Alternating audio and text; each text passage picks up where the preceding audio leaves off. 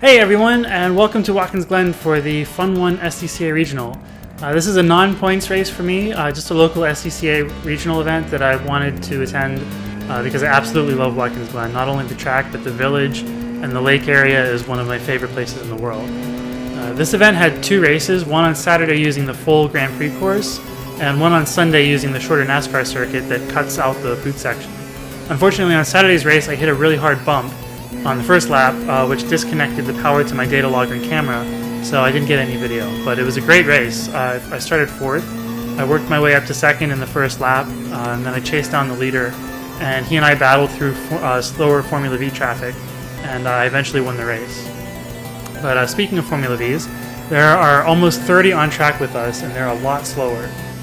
So you'll have a few laps of clear racing, but then you catch up with them, and even though they did a great job of staying out of our way and staying aware of what was going on behind them, they still had a massive influence on the race, and then with today's race on the shorter track, they'll be even more annoying. So let's take a look at the circuit. This is the full Grand Prix circuit, and as I said, after the outer loop, turn 5, we'll be going straight through to turn 10. It makes a drastically shorter lap, cutting it from 3.4 miles down to 2.4. Turn 1 is still one of the most important corners. It's both a good passing spot going into it and really important to get a good exit because you carry full throttle all the way up the S's and down the back straight into the inner loop, which is another great place to pass. Probably the best place, even considering turn 1. With the longer straightaway out of the outer loop, going out of turn 5 straight to turn 10, turn 10 sort of becomes a viable passing spot. But it's still really fast. It's even faster than it was, of course, if you were running the boot. So it comes with some risk, but you can maybe draft down that back straightaway. Heading to the green flag, I'm starting in second on the outside pole. The Van Diemen of Daniel Pianowski is beside me. And in the second row, Charles Foster and JD King are in my class, and then there's a few behind them. And then, like I said, there's almost 30 Formula Vs behind us that we're going to catch in a couple laps. So let's fast forward the pace lap, and I'll pick it up at the green flag. The pace car pulls into the pits, all eyes on the green flag, trying to get a good start into turn 1, and we're off! Slowly creeping up on Pianowski beside me. Turn 1, along with most of the corners on this track, turn 1 is pretty steeply banked, so getting a good run around the outside is a fair option. And it looks like I was able to get past him, at least beside him. No, he's still beside me. That's alright, I'll just tuck in and use the draft to try and get him in the outer loop. If not, I'll just sit behind him for a couple laps because I know we're a good bit faster than the two cars behind us. Stay behind him, have patience. The faster we go, the more pronounced the effect of the draft is going to be. Beside him. Can I get past him into turn 1? Yes! Right, so this, based on Saturday's pace, I was thinking I could just, spend the first couple laps that we have a clear track to try and build as big of a gap as I can. Hopefully get far enough away to break the draft and to continue extending my lead. I'm not sure if it's going to work out quite like that.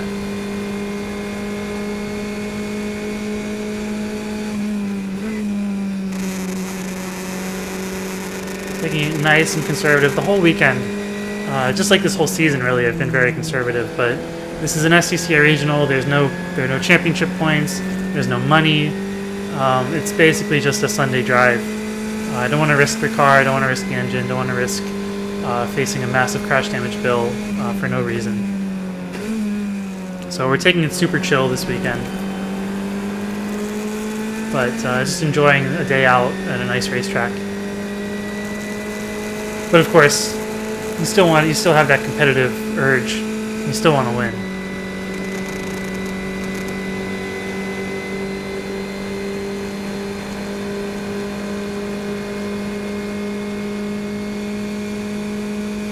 You just see his nose creeping up on me in the mirror there.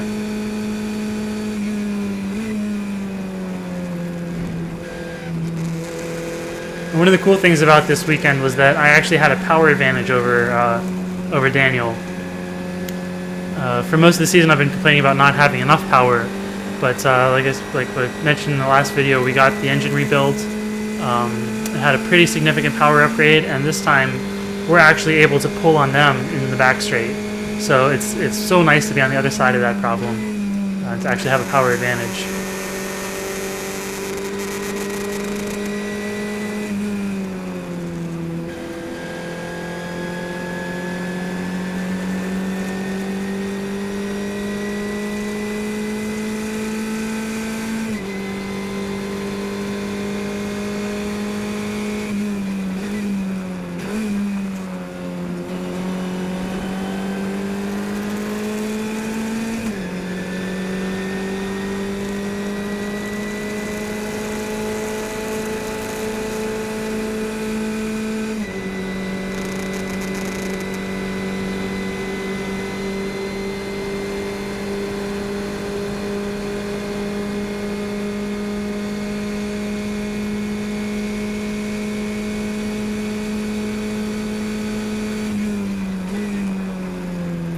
Just trying to hit my marks, be smooth and consistent. It's going to be difficult for Daniel to get past me if I don't make a mistake, so that's pretty much my focus right now.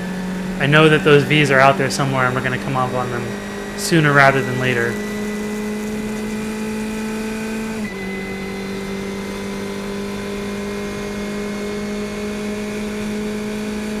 In this turn 10, we only had a qualifying session that was also riddled with traffic to try and figure it out with the new longer straightaway in front of it.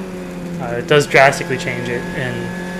In the race on Saturday, I was able to get through it with only a lift, but obviously we're coming at it way faster than before, so I'm still braking, maybe downshifting, I don't quite remember. But I think towards the end of the race, it just becomes a brush on the brakes and then a turn in.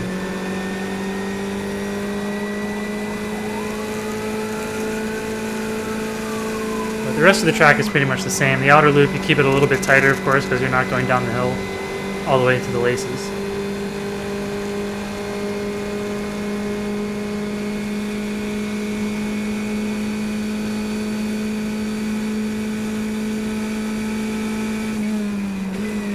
And here come the V's.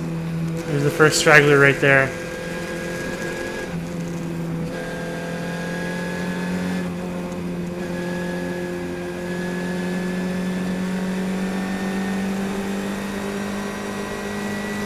And once you catch them, they just don't stop coming.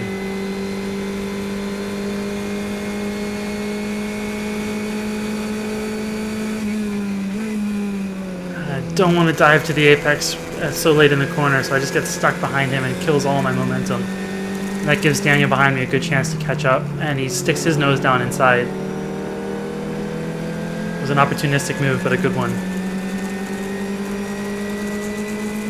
And there is, when you're driving through traffic like this, there is a bit of an advantage to being in the back, because you never know if they see you if you're leading, but if I know that if they move over him, they'll see me coming through, and I can just follow Daniel right through.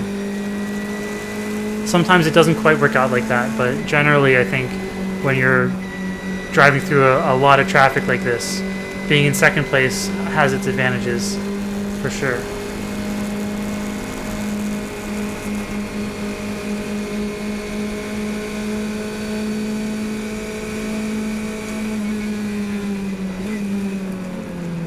There's 5 or 6 of them right here that we get mixed up with. In such a terrible spot. He's driving away from me. There's nothing I can do through the inner loop to get through that one, to get past that one guy. Now I'm stuck again on the outer loop. And as these cars transition from the exit on the left side over to the entry to turn 10 on the right side, I'm sort of caught in between them. But I managed to get through okay.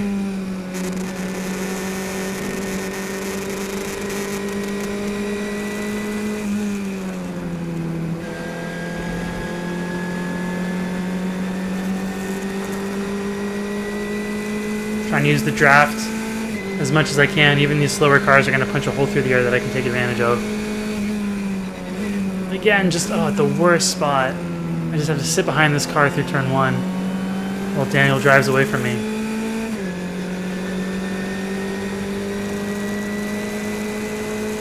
I can can at least take comfort in the fact that the chances are that he's going to hit traffic at a bad spot, and I'll be able to catch up to him as well.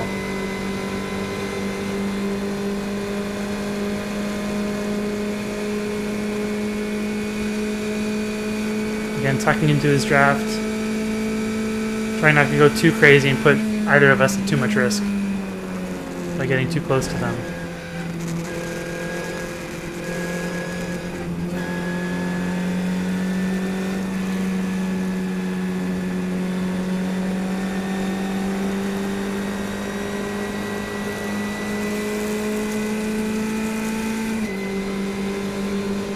Again, caught in that transition on the back straight. And then caught with these guys into turn one. I take it, oh, I maybe could have stuck my nose in there, but just decided against it. And if in a pro race or something, if there was more at stake, then I would have stuck my nose in there for sure. Daniel's getting smaller and smaller in the distance.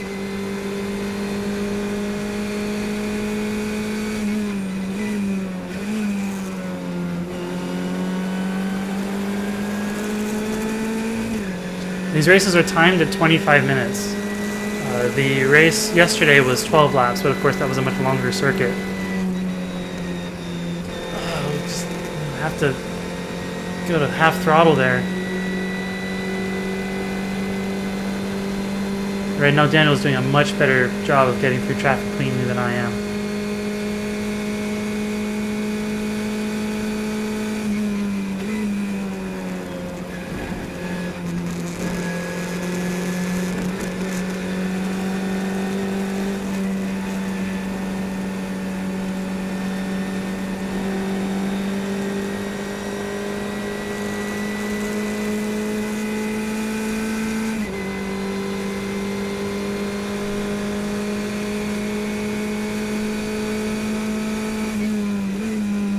There's the downshift going into turn 10.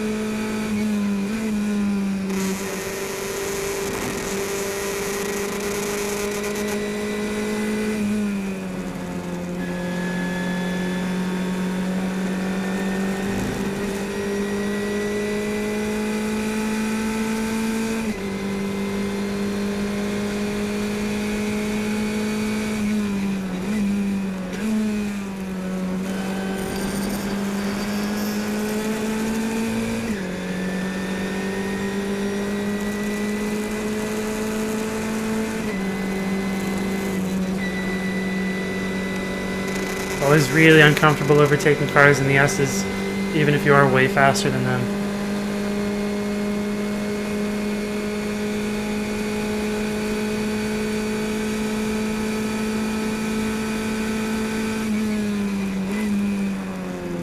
See, there's a yellow flag there, and there's a Club Ford stuck in the grass just off the bus stop. So that means until that car is cleared out, there's no overtaking along the back straightaway into the best place to pass on the track. So that makes things a little bit difficult. Of course, at this time, I don't know when he's going to be clear. The next lap it might be clear, or there's another car at the apex of turn 10. Absolute insanity. That poor guy must be terrified. He's just sat there while cars keep piling up. Cars just keep speeding around that fence. And we hit another gaggle of Formula V's on the front straightaway. There's that yellow flag, and then that gaggle really slowed down Daniel. Look at that. I'm right on his tail now. And that was it. That was all I needed to make up all of that ground that I had lost on him.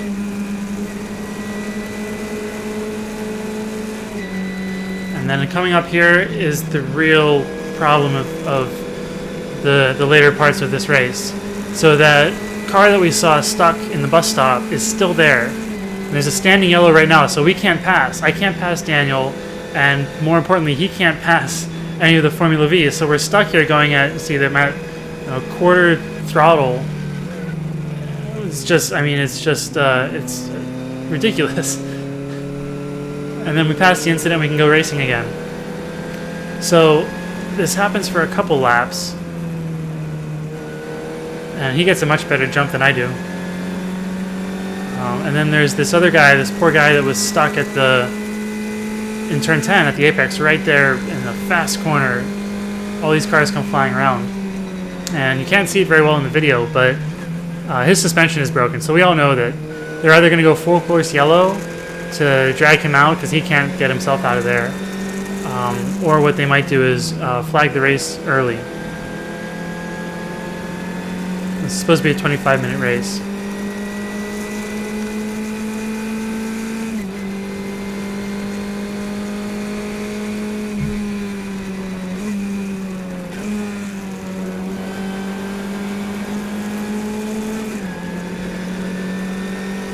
So I know no matter what that I'll be able to catch up to him going into the bus stop. So it doesn't really matter how fast I am or how fast he is in any other part of the circuit, because once you come around turn 3 here through the S's, there's that standing yellow, and we're just stuck. There's absolutely nothing we can do. We can't pass each other. We can't pass the V's.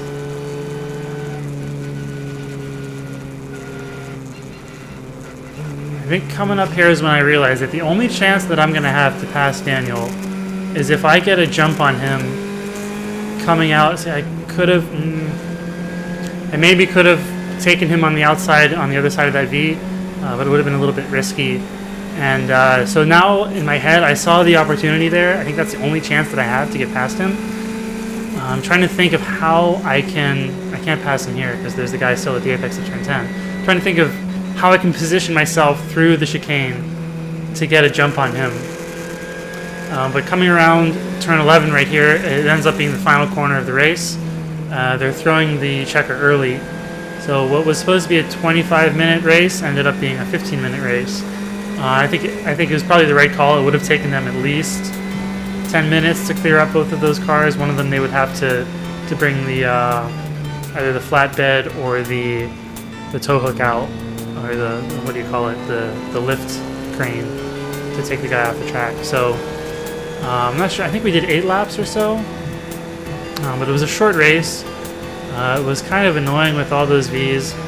After the win yesterday, it was a little bit disappointing to get second, but it was kind of hard to call this a race, considering for a third of the lap we were driving down the back straight at half throttle.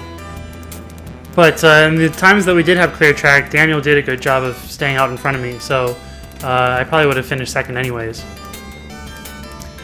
So that's it for Watkins Glen, really. I'm sorry that I didn't get the first race on video.